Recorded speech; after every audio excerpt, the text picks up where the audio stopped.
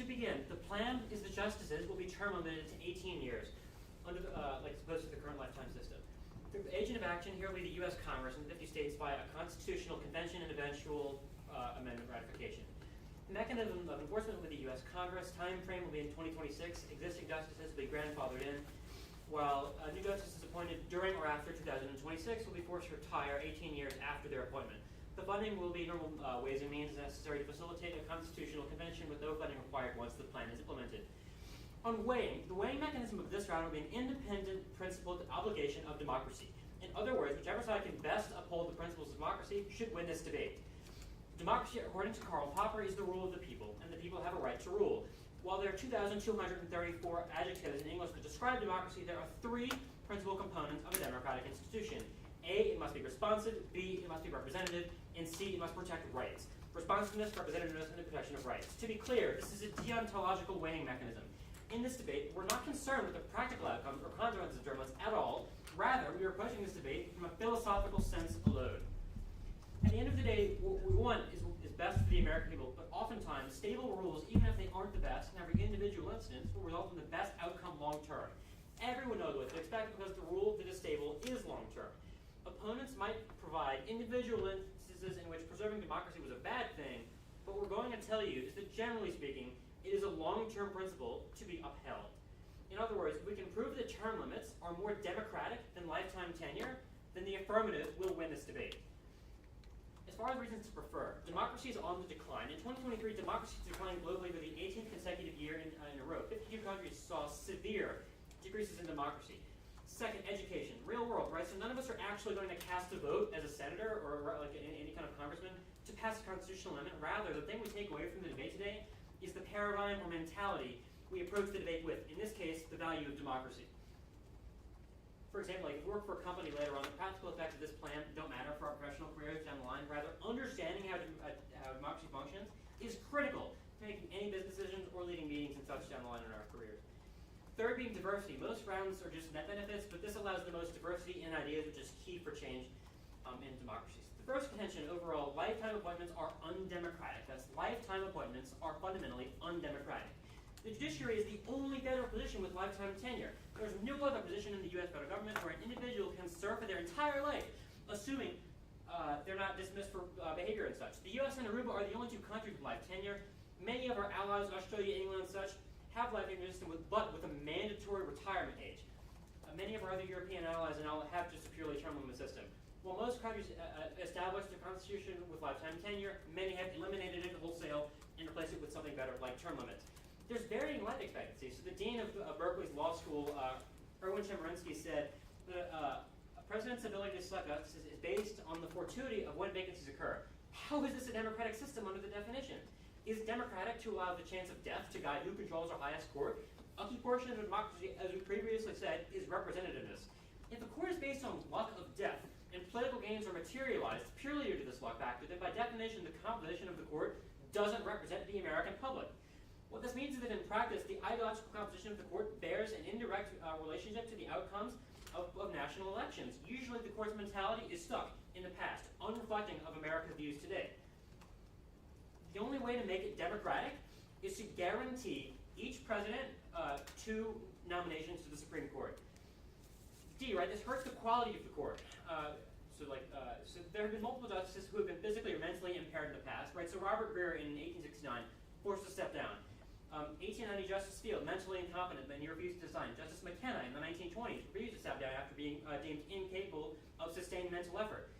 Justices avoided any decision when he was on the bench that required a tiebreaker, where his decision would have been pivotal, hamstringing the court. Justice Douglas had a stroke in 1974 and then refused to step down.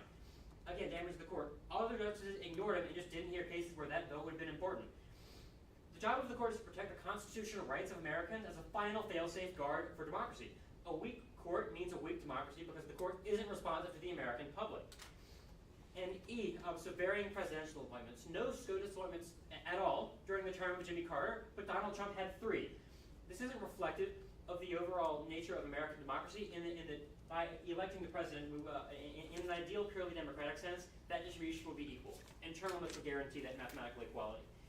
In summary, there are 3 ways in which term limits increase democracy. they increase responsiveness to the times, right? The court's not grounded, like with term limits, the court wouldn't be grounded in the views of America in the 1980s and 90s. With an 18-year term limit, outmoded views, like namely, so like we had Clarence Thomas in the early 90s. Views would be those of the present and over the last 18 years, not like numerous decades and decades in the past. It's going to be responsive to the present time. 2, Americans know when they vote, it will make an impact on the Supreme Court instead of random chance. Whenever justices die or choose to retire, it's going to be fixed. So people vote, they'll know the man I'm voting for to be the President of the United States will get to appoint 2 justices, and that makes it more representative. 3, it decreases the chance of having a physically or mentally impaired court. I've read numerous examples from in World War II 20th century. Term limits are the only democratic solution to the court, and thus strong affirmative ballot. Thank you. Open to 4 minutes of process. Okay, thank you. Okay, ready for?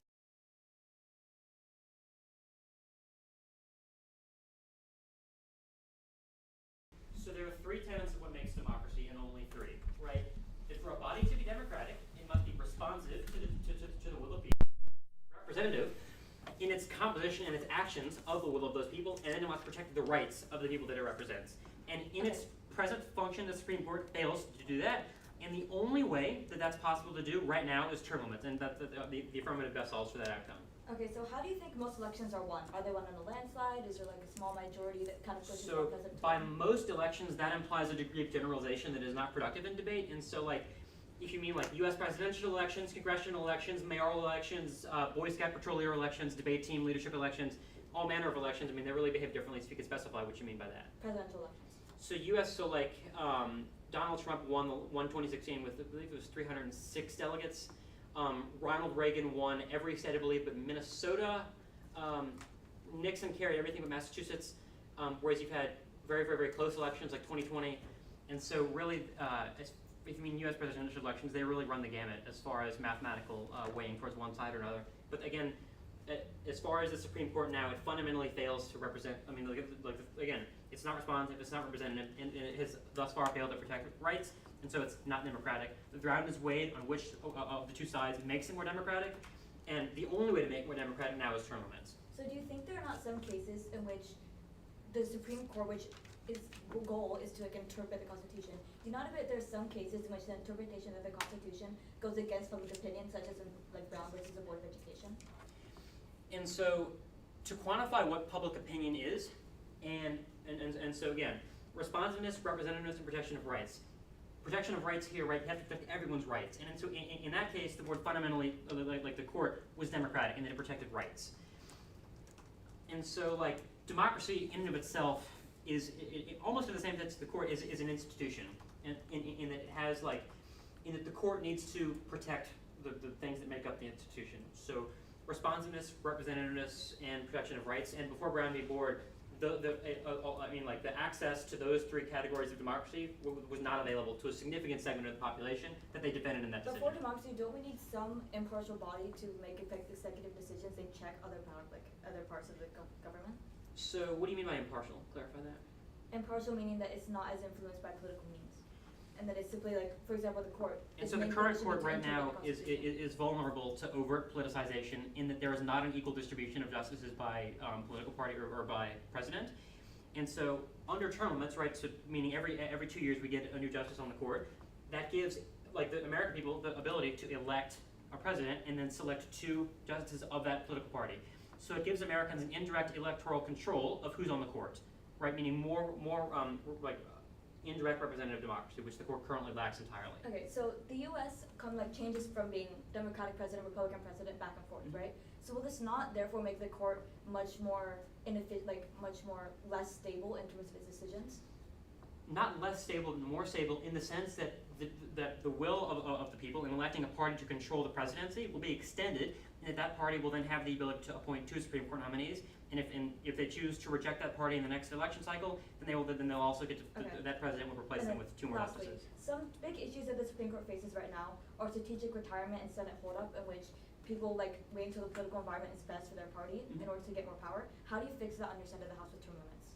And so term limits remove any ability for a justice to control when they can retire before then, or you cannot control so I guess the best way to phrase this is that there's no way for a justice to try to outlive this. Like their maximum tenure is guaranteed. No like strategizing can change that, and that upholds the principle of representative democracy.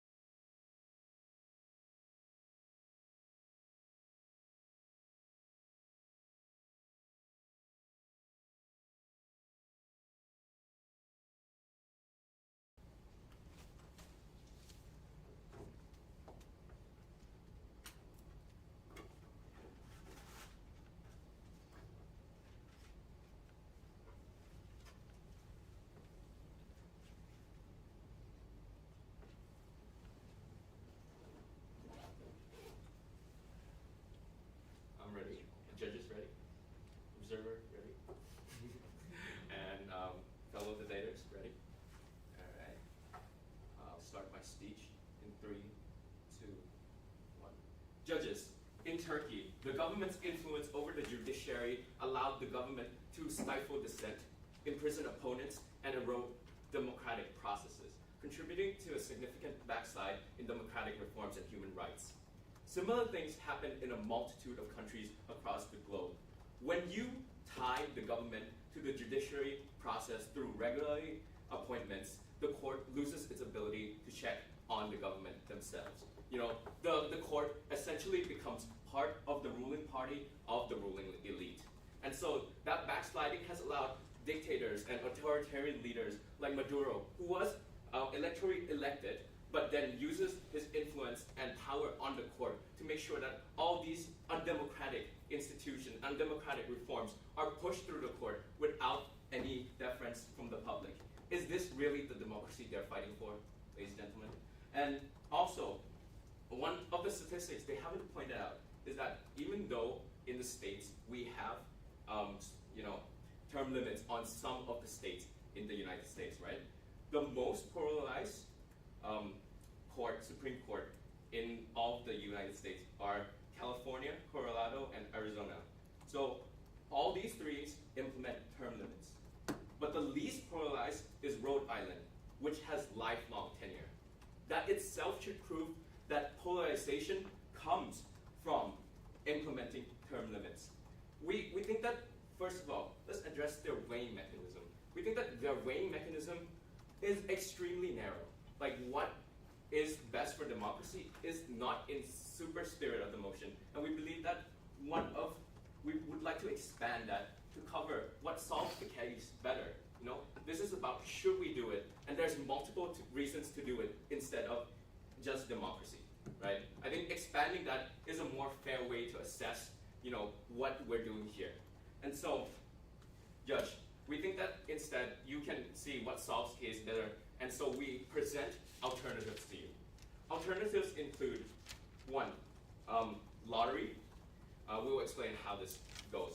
So all judges in the court, by a WashU law professor, Daniel Epps, proposes that all judges in the Court of Appeals are now associate justices of the Supreme Court. So then every judge would be then put into a lottery, and for each case of the Supreme Court, 9 justices will be randomly chosen from this lottery. No more than 5 justices can be from the same party, and there is a 6-3 majority requirement for any law to be deemed unconstitutional. What does this do? This forces compromise. This forces more moderate, moderate opinions, because you need a 6-3 majority. You need to somehow convince, justices on the other party to your side to get a 6-3 majority.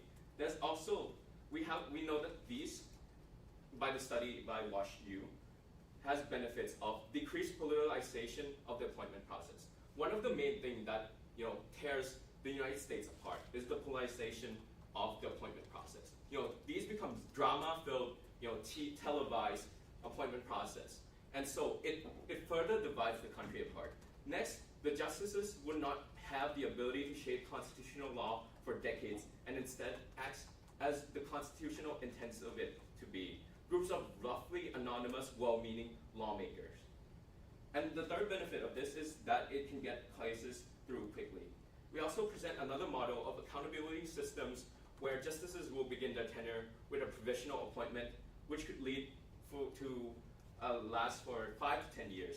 But then they'll get a performance review from a bipartisan committee, which would make its suggestions to the legislative to basically implement impeachment, right?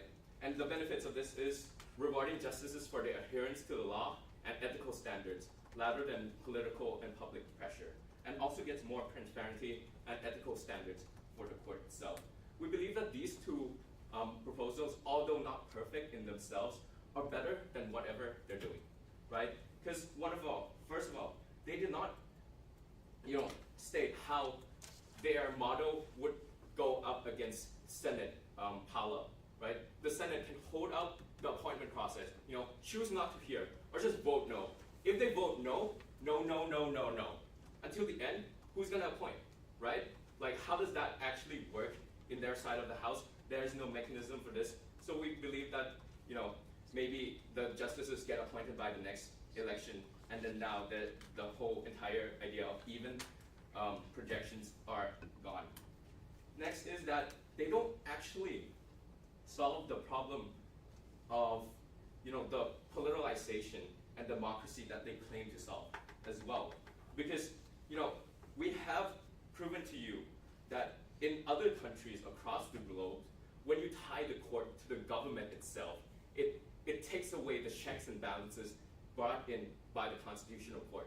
Because the Constitutional Court, the Supreme Court, is the last line of defense against, rogue lawmakers, rogue presidents, be able to, uphold the duty of the Constitution itself and not be allowed to govern by the majoritarian rule, right?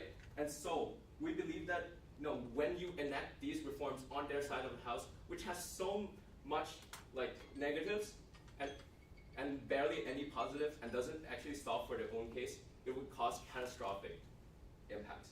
Thank you. All right, thank you for that speech, and now invite a 4-minute cross-section. Now, right, so you cited Turkey as an instance of governmental control of the courts and that being overbearing, correct? Yeah. And so, just about how Turkey's government works, does Turkey have constitutionally enshrined separation of powers?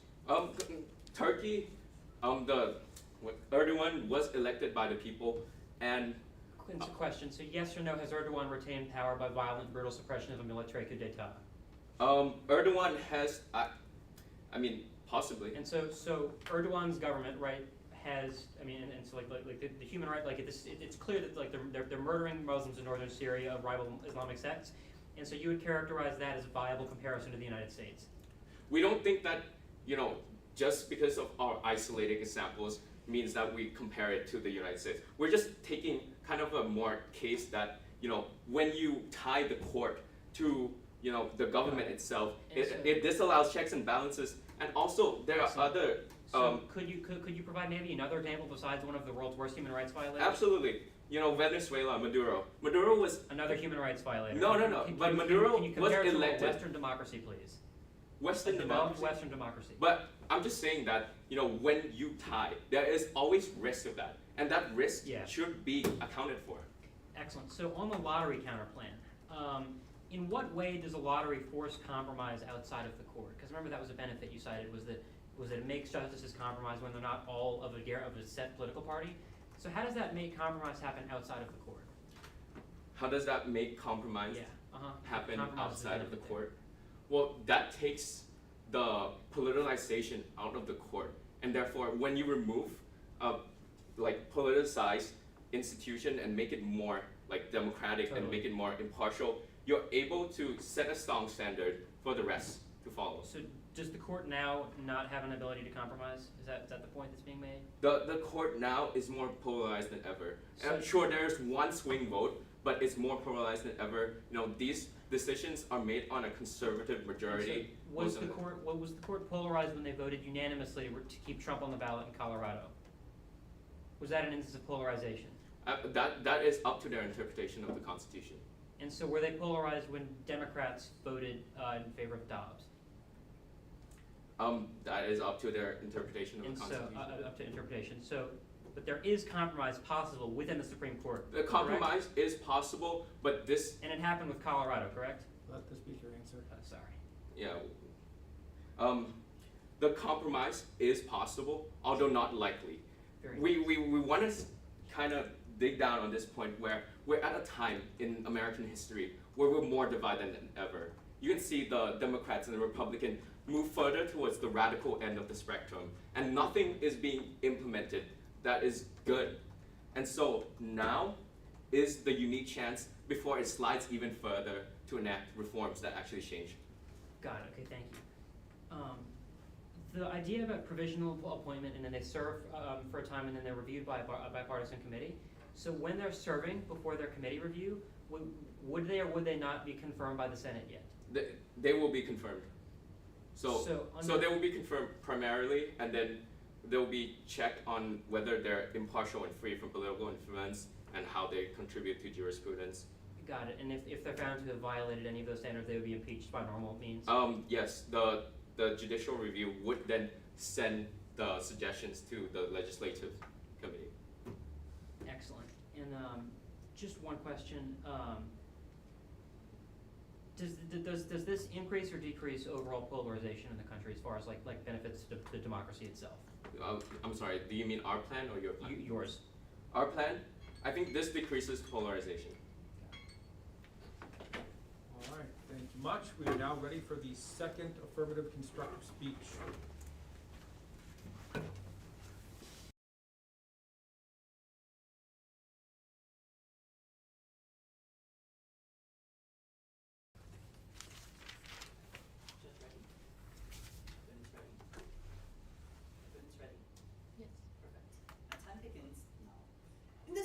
I intend to do 3 things. First, to solidify the framework. Second, to address the points and counterpoints I guess brought up by the negative. And third, to re-emphasize other points. First, let's talk about the framing of this round of democracy. My partner comes up here and gives you a very clear definition of what democracy is, how it relates to this round, and most especially why you should prefer democracy above an alternative way of listening to this debate. My partner tries to respond to this by saying that democracy is extremely narrow and they want to expand it to cover the case better, and there's multiple reasons why you should implement term limits beyond just democracy. There's 3 overarching responses to this.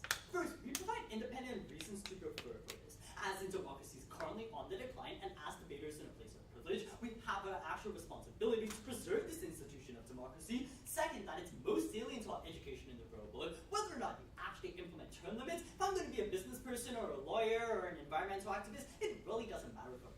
Instead, what matters is the mentality you approach these decisions with, and what aspect of that mentality is democracy. The second response to my opponent's point here is depth over breadth. Depth over breadth. There are millions of different issues we could cover in this debate, from national security to the environment to privacy to tech to medical ethics to the economy, human rights, civil rights, and so on and so forth. We only have 18 minutes to speak on both sides. I would argue it's better to dive into detail into one topic such that we can further our understanding of it and actually apply it to our everyday lives, rather than have a surface-level, superficial understanding of all these different topics. The third response is, even if you buy my opponent's argument here that we should consider different types of impacts, even so, we would argue within that framework, democracy is still the biggest impact. So even if you accept like number ways of net benefits or something like my opponents are implying, democracy within that framework would still be the most important impact because of the reasons to prefer I identified earlier. With that said, let's get into the next case here. They essentially tried to say that Turkish government gave up control over the judiciary, the Turkish government controls the judiciary, and they use that to stifle dissent and violate human rights. A couple of responses here. First and foremost, Turkish and US cultures are just not comparable. The US has centuries of histories of democratic institutions. We pride ourselves on a peaceful transition of power, and you get elected in the United States not by oppressing millions of people and committing some would argue genocide, but rather you get elected by winning the votes and hearts of the American people. Sure, there is a risk always in implementing any constitutional amendment. We'll concede that there is a risk. However, that risk is negligible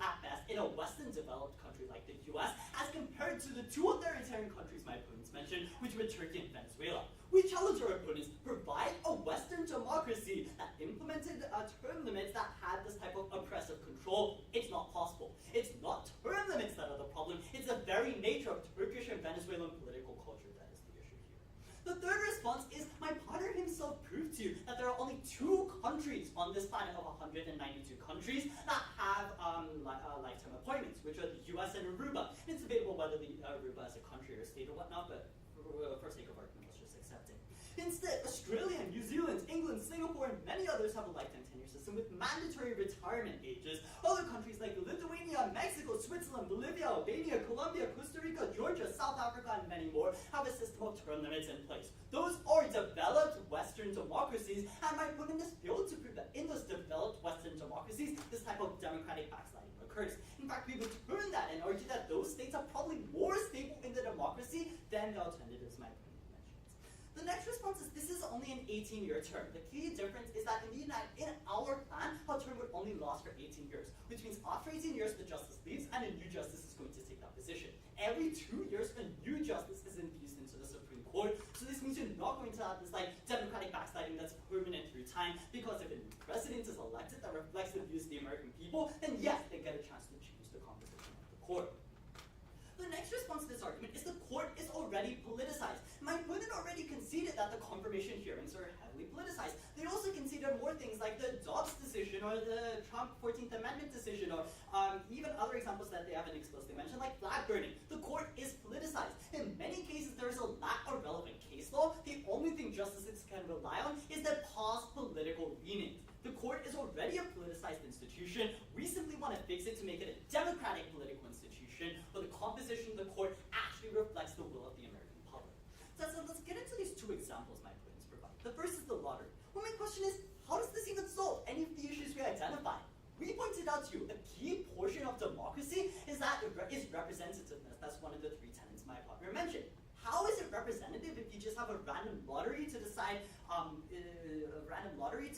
which person is going to serve in the Supreme Court at that day and age? If anything, this is probably going to be even worse because you're going to lead to the situations in which the court makes a key decision because it's randomly decided from the circuit judges that, let's say 7 of the judges selected randomly are Republicans, they make a Republican decision. Next week, 7 justices that are selected are Democrats, they overturn that decision. We would argue this lack of stability hurts the third and critical function of democracy, which is to safeguard my partner phrased it differently, but in essence, to safeguard civil rights. You need to have a stable type of court.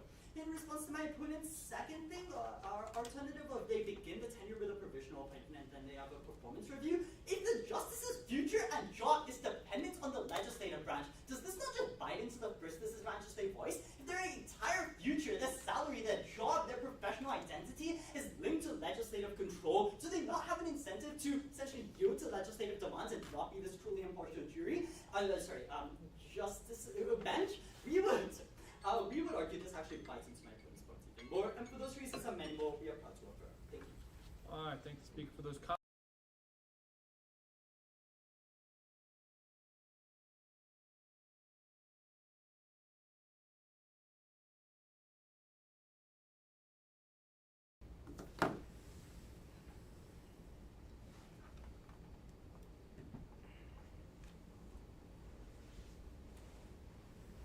Okay, I'll start my cross-X in 3, 2, 1. What do you think is the purpose of the court here? The purpose of the court is to safeguard American democracy.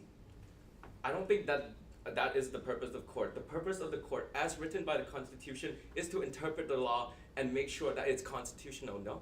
But to what extent? I mean, okay, if you want to take a step back and look at what's the actual intention behind the court, the Founding Fathers intended it to be a check against the legislative branch in case the legislature wanted to pass a law that violates the civil rights of Americans. We would argue one of the tenets of democracy falls under that. Ergo, the court's primary responsibility is to safeguard democracy. How would then, if you're there to check on the president, when you're appointed by the presidents themselves, suppose a Democrat wins a 5-4 majority, now they are able to pass laws and not be held accountable for it. Sure, but let's look at the alternative you posed. If you have a system in which your existence on the court is up for review by the legislative branch, and you can assume there's some sort of presidential influence there, would it not be even worse in your world? As in, would you not be more beholden to Congress if your existence on the Supreme Court depends on Congress? The lottery plan doesn't have that beholden to the legislative or executive Sure, but the problem branch. with the lottery is that it's unstable over time. The court can pass one landmark decision, for example, banning abortion nationwide, and the next week can reverse course, or it can pass a business decision or an environmental decision, reverse course. Entirely unstable country, and I would argue that's contrary to democracy. Don't you think that the 60 supermajority constitutes makes sure that the lottery court doesn't go out of line or stay more within moderate terms? Sorry, can you explain what you mean 60 6-3 supermajority in like our requirement is that you need 6-3 supermajorities to pass, and no more than 5 justices can be from the same party. That doesn't solve anything, because with the lottery system, by definition, it's going to be random. By definition of like mathematical statistics, there's going to be a situation in which there's 6 justices with perfectly aligned beliefs, or maybe even 9 or 8 justices with. But we are mandating that when you pick, and until you reach 5 from the same party, then you stop picking from that party. See, the problem here is it's an entirely moving target. Like, you just added 2 entirely new facets to this counter plan, which should have been expressed in the first speech. It was expressed in the first speech. Okay. Sorry about that. Sorry, so can you repeat the second facet that you just stated? Sorry about The thing you just stated right before. The question. the 6-3. Oh, do you think that that makes sure that it's more moderate and less likely to switch presidents? So just to clarify, you're saying that there needs to be 6 justices in favor for a decision to be reached. Yes.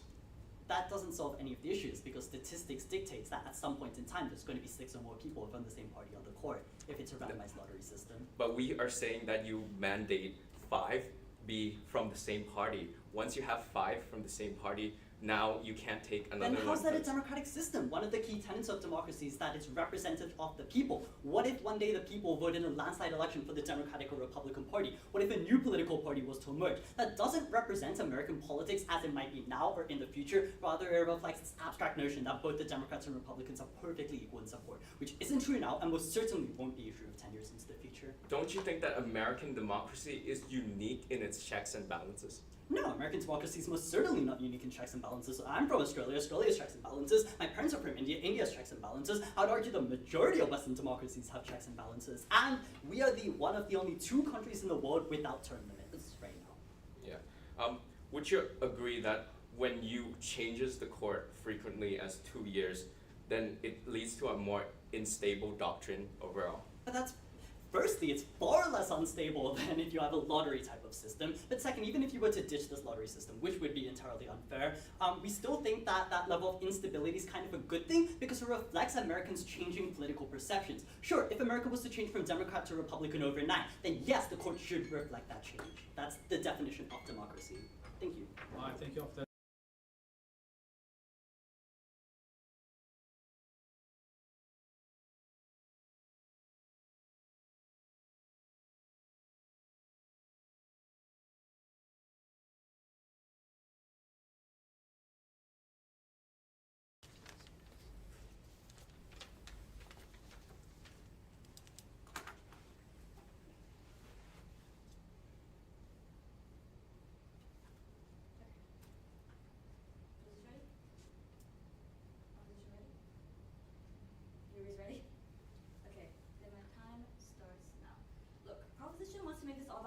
So let's talk about democracy.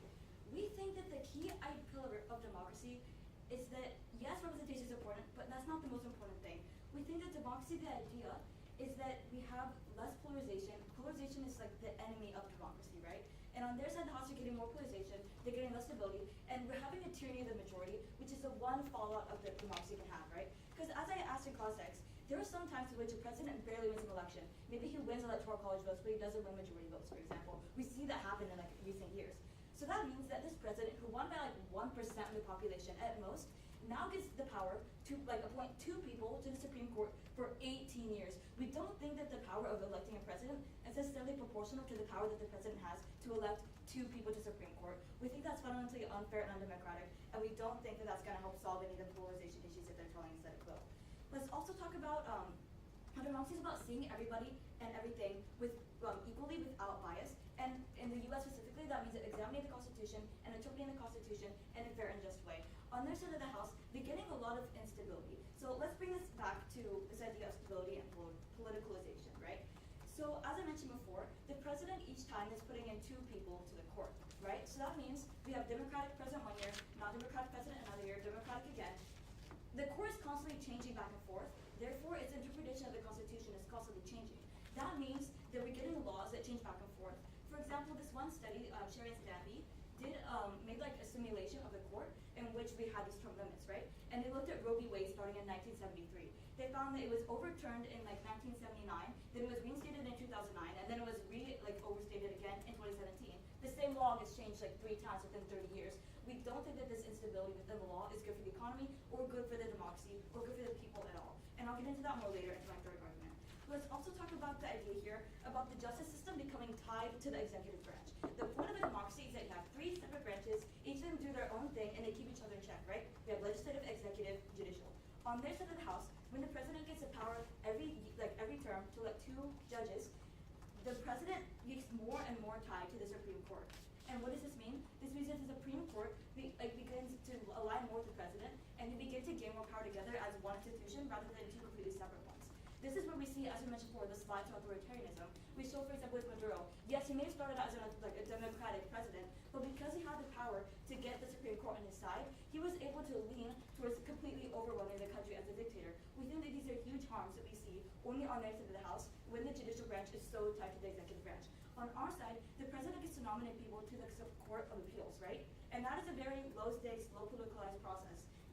Most people don't even know he's on the Supreme Court. They don't watch the nomination of the president appointing people to the Court of Appeals.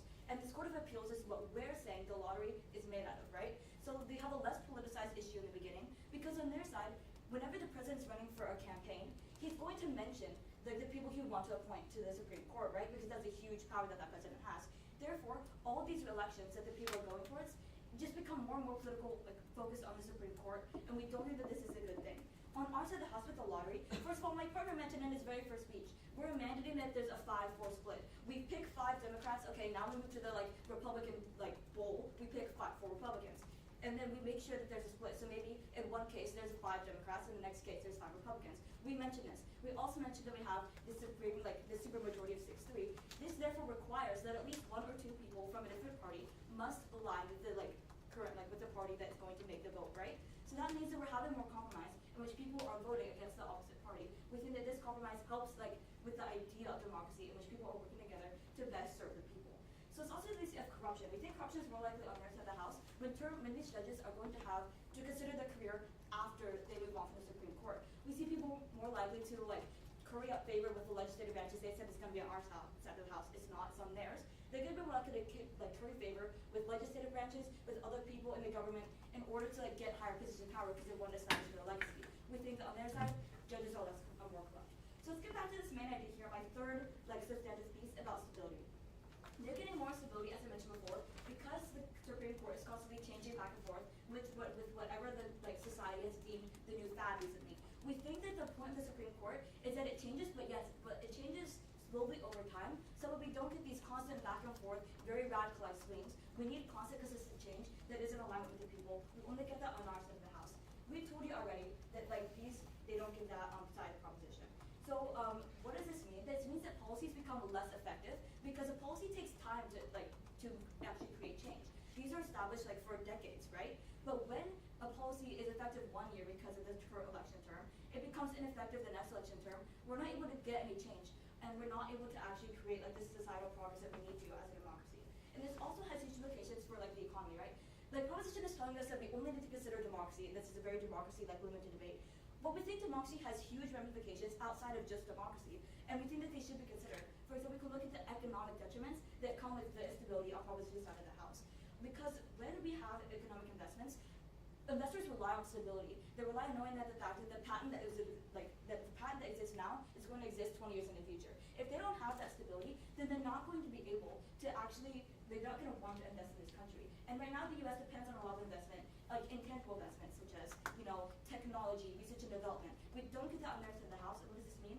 This means that our financial institutions begin to fail. A 2020 paper from Brookings EU states that there's uncertainty due to these intangible investments and instability, therefore cause House, like the economic collapse of our nation. Very proud of those. All right, and now I invite the affirmative to begin our last.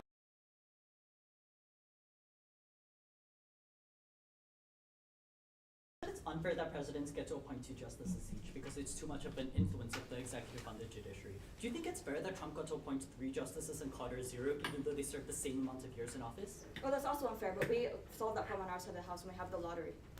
So you believe that how does the lottery system solve for this idea of unfairness? Because in the lottery, the president gets to appoint people to like the Court of Appeals, and then 9 judges are randomly chosen from the Court of Appeals to serve on like a case-by-case basis of the Supreme Court. But the president still appoints people to the Court of Appeals, which means there needs to be a vacancy in circuit courts in order for the president to appoint someone to a circuit. Yes, but this process, as I mentioned before, is much less politicized. In the status quo, because we don't have this lottery system. But if Yes, but it happens so often. There's so many, like, there are thousands of judges on the Court of Appeals. It's not going to be politicized because there are so many people. To clarify, what do you mean when you say Court of Appeals? Do you mean circuit courts, district courts? We mean like the courts that are right below the Supreme Court. Yes. Which is? Like the Court of Appeals is what it's called. The Federal Court of Appeals, got it. Okay. Yes. You also say that the justice system is tied to the executive branch in the aft. Doesn't that already happen in which that the president gets to appoint who is going to be either a Supreme Court justice or a Court of Appeals justice?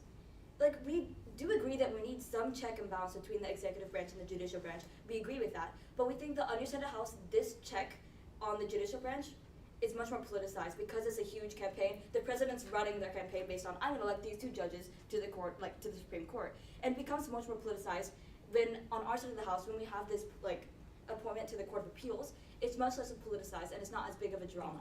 And since justices in the federal courts of appeals have lifetime tenure, what stops the 6 different situations in which we listed in which Supreme Court justices serve despite having poor health and are unable to execute the duties? Because they only serve one case. They serve on a case-by-case basis. It's kind of like a jury duty, where like your name's chosen, you gotta go up, you gotta go to Washington D.C. serve on this case for 2 weeks, and that's it. So it's less likely that we get this corruption. So what prevents an incompetent justice who's currently on the courts of appeals from being selected to participate in this process? I mean, they're gonna be selected, but they're like, the impact that they have is much less. On your side of the House, we can have one judge that sits there for like 18 years, ruling and being like either unethical or, as you said, incompetent. On our side, we have this one judge on one case for 2 weeks. So the impact of each judge is mitigated, and therefore we get more equality between all judges. So just to clarify, it's conceivable that in your world, a 90-year-old justice who is unable to think rationally by any medical standard would be sitting in the Supreme Court for 2 weeks presiding over potentially life-changing cases? Yes, but that's also the case in yours. You can have a judge that's just as, like, we don't see that that's mutually exclusive. We think that on our side, the impact of each significant, like each single judge is much less mitigated. While on your side, we're giving these like 9 individuals so much power to decide the entire fate of the country. Would restricting a justice to 18 years not inherently stop a justice who's incompetent from serving from being in the court for infinity? They're not giving the court for infinity, but 18 years is still a long time. There's still a lot of time for them to entrench their ideas, even if they're bad. However, on our side, by only serving court by like case-by-case basis, it's much less likely that an incompetent judge has a huge impact. Sure, thank you. You also spent a lot of time in your most recent speech on this idea of stability. What's more stable, a lottery system in which you literally don't know who is going to be presiding over a case of national importance, or a system in which the American people directly determine the composition? Okay, so this lottery system was actually suggested by the Yale Law Journal, and they say that the lottery system is much more likely to be stable because of the fact that we have this mandated 5-4 split between the 2 parties, and we need to have a 6-3 supermajority. That means that we're going to have more moderately based decisions because somebody from an opposite side party has to agree with their different party, right? So therefore, we're able to get more moderate decisions, and then these decisions are more likely to be all similar to each other because we have these very close makeups of Democrats and Republicans. On your side, we can have like 6 Democrats one year, 4 Democrats the next year, and it's just going to become much more unstable. Perfect, thank you. All right, you have 2 minutes of preparation time before your final speech.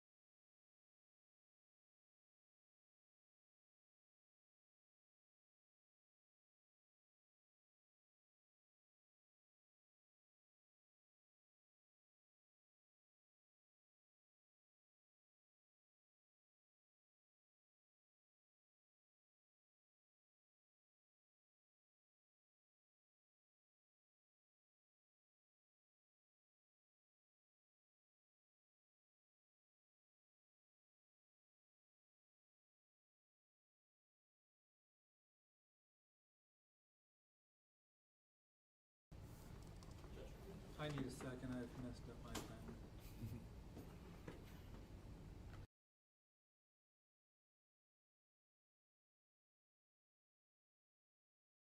All right, whenever you like. Yes. Time begins now. My opponents in the last speech spent a lot of time on this lottery system, believing it to be the perfect alternative to both the status quo and term limits. Let's talk about why that's fundamentally untrue through 7 different reasons. The first is empirics. We have cited to you that the United States and Aruba are the only 2 countries with a system of lifetime appointments.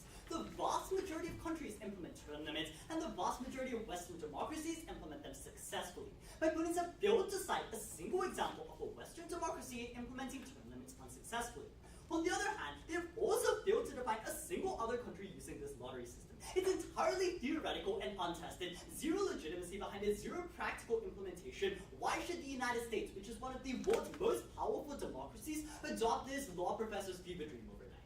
Argument B is that of it's not representative. A 5-4 split probably always assumes that the public will be evenly divided, which is not true in American media. I mean, right now that might be true that the American public is almost evenly divided between Democratic and Republican, but you can imagine a world in which 10 years from now, there are double the amount of Democrats and Republicans and vice versa.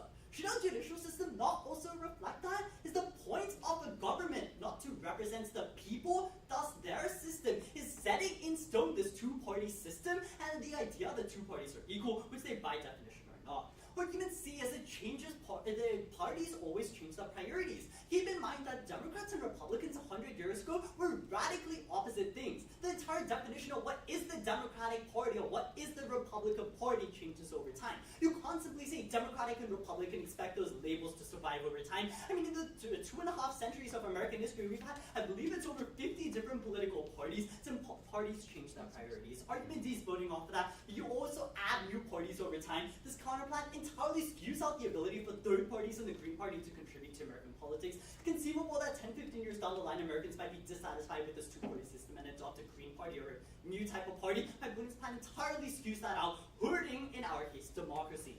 Argument E is the lottery system has unstable decisions. Let me simplify how this lottery system works. They wanted to randomly select out of the thousands of judges and courts of appeals with thousands of different mentalities of thinking about the law. They want to randomly select 9 justices, and sure, there's going to be 5 on one party and 4 on the other party, and sure, there needs to be 6 to make a decision. It's highly likely that at some point, the math is going to line up such that the court makes a decision that is arguably wrong in legal terms that gets overturned a couple weeks later.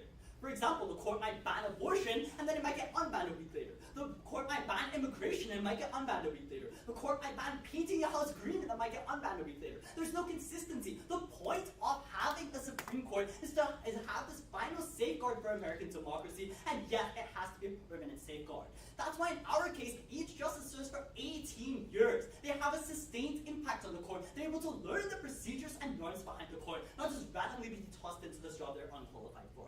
Argument G is the Court of Appeal still has lifetime appointments. My opponent's plan does not address the fundamental fact that in a system with lifetime appointments, you're going to have elderly justices who are incapable of serving. Let's extend the examples that my partner pointed out about how Robert Grier in 1869, Justice Fields in 1890, Justice Douglas in 1974. These justices suffered strokes on the jobs, were actually incapable of thinking logically, and yet they didn't step down. How did the rest of the court respond? They simply ignored those justices, and in any decision whether a vote will be pivotal, essentially just sticking a pin in the efficacy of the Supreme Court. That is not a democratic system. The job of the court is to safeguard democracy. If you cripple democracy to this extent, because this argument is salient in both the status quo and my opponent's counterplan, then yes, that is going to hurt the institution of democracy. With that said, let's get into the rest of my opponent's arguments. My opponent said a key pillar of democracy is that there's less polarization, and polarization is the enemy of democracy, and this idea of tyranny of the majority.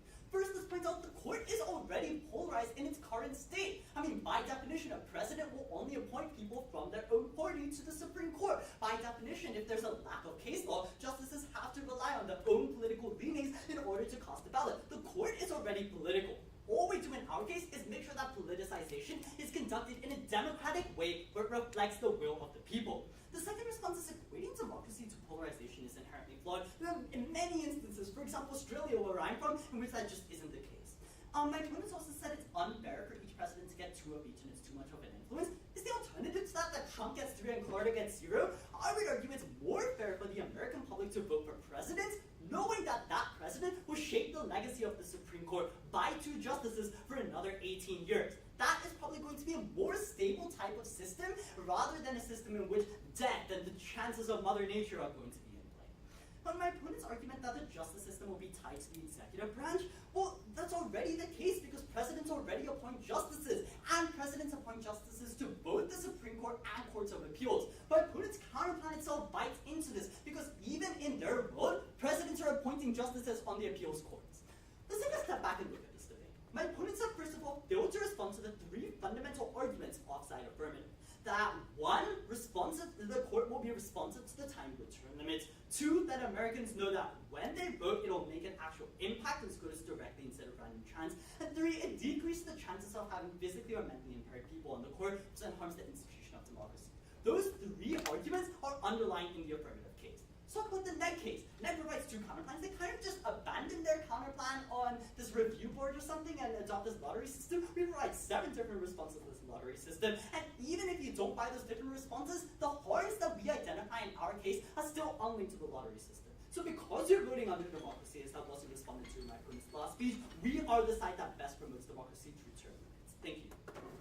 All right, thanks.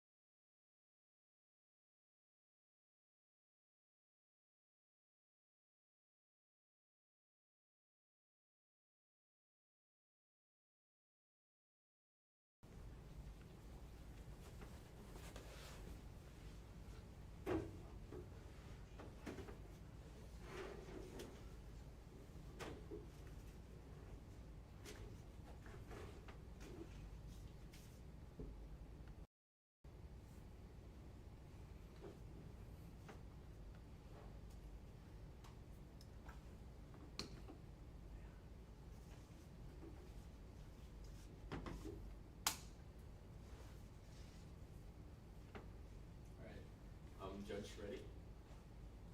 Debaters ready? Alright. I'll start my speech in 3, 2, 1. What is the point of the Supreme Court, right? This is a fundamental question, I think, unanswered by side affirmative. The point of the Supreme Court is to be an independent interpretation of the Constitution and prevent majoritarian rule. Why is that so important? Because democracy isn't just about implementing reforms that the majority approves of. It is about protecting the rights of the minority as well. If there is no one to stand against a president's decree, then there is no point to the checks and balances anymore. Once the the presidents have appointed their respective Supreme Court nominees, now all their policies are able to be constitutional and held constitutional. And maybe then after that, after the next election, they change. Now the presidents flip flop, and that is an instability that we cannot stand, ladies and gentlemen. We point to the instability point, where instability in the presidents, and we have proven that in simulations where Roe was overturned and then taken back again and then overturned again, it causes a decrease in investment. Investors rely on predictable patterns and making sure that the legal precedents stand. They want a predictable climate. They want a stable country. They want a stable environment, legal environment where they can invest and make sure that their investment are suddenly not down to zero in one day just because of an election, right? Next, we think that in their point of democracy, we think that their side actually worsened democracies on all strands of democracies, right? What does this mean particularly? In democracy, in their side, we believe that their courts lead to more polarization. What does this look like? This looks like every campaign of a presidential campaign be Democrats will be we need to take back the Supreme Court, implement, re-implement Roe v. Wade back, or whatever, right? It makes the court a political figure, and the main problem that we're trying to fix today is that the court is seen as, politicians in robes. They're not seen as impartial interpreters of the law. They are seen as these corrupt politicians who are unelected by the people, and they are able to enact so much change, right? And then what does this polarization look like in the real world as well? We think that the polarization causes a decline in democracy. Why? It prevents legislative compromise. It erodes institutional norms and then incentivizes politicians to pursue the aim inside of gridlocked institutions, including through courts. So democracy in their case is much more affected and much worse in their side of the house. There's also the idea that American democracy is unique in its checks and balances, right? The American democracy is strong because the Supreme Court, or each branch of the government, is able to check on each other branch. And so when you pack the court or give the court what your party represents, suddenly you're able to pass laws that are unconstitutional. You're able to take away rights without being checked and balanced. It's the final bulwark of democracy. It is an independent institution, and that's what we want, right? There's also the impact of judicial independence that they haven't weighed, where judicial independence, now when the courts are appointed or the justices are appointed, they will be indebted to the presidents, and they will be looking for future employment opportunities, right? Maybe you're now appointed for 18 years. Maybe that's not long enough for you, right? And then so suddenly 5 years you drop out, and then now you run for president. There is no solvency in their side of the house where the Supreme Court has a mechanism to solve for these strategic retirements or a conflict of interest in their decision-making process. We think that on our side of the house, we win this because judiciary still has the independence to make its own decision, and we believe that our lottery count plan, although not perfect as they claim, we think that it is still able to instill that confidence and judicial independence. They also said that the problem with our lottery count plan is that the president still appoint the judges, but that wouldn't matter when the Supreme Court is forced to be comprised of 5 from a max of each party. So no matter how many justices that the president appoints, it doesn't change the composition of the court if you see when the court looks at the cases themselves.